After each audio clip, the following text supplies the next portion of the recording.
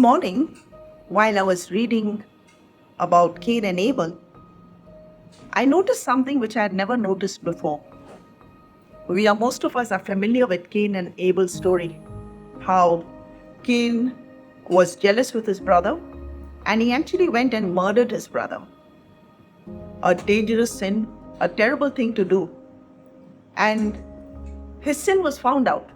The Lord said to him, "What have you done? Listen, your brother's blood cries out to me from the ground." And then God punishes Cain. He gives him a punishment.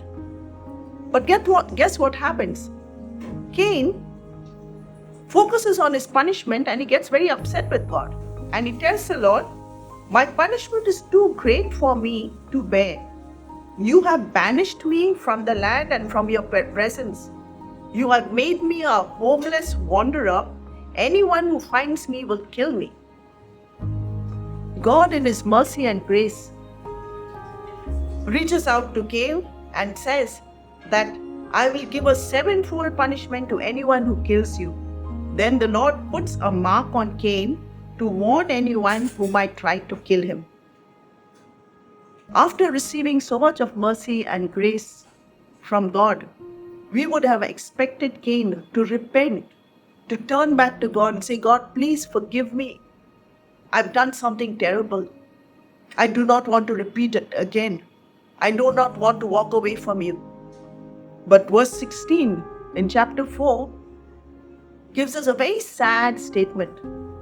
It says here, "So Cain left the Lord's presence and settled in the land of Nod, east of Eden." Just imagine that.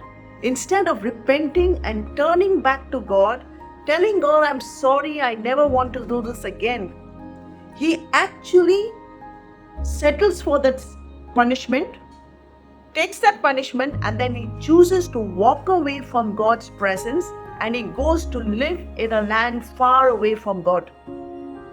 And the rest of the chapter talks about Cain's descendants who lived a life away from God's presence.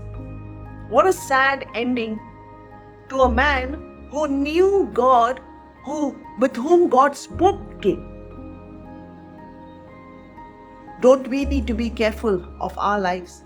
Sometimes we are so happy with our sin. We do not want to change.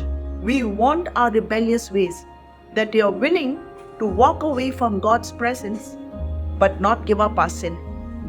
Let us be careful that we do not become like Cain or have the Cain's attitude. Let us always have a repentant heart. No matter how bad our sin may be, let us always be willing to come back to God and say, "God, please forgive me." And our gracious God will touch us and heal us. But we walk away from Him, our life, our families, our descendants will be so messed up. Let us always remember this thought. God bless you.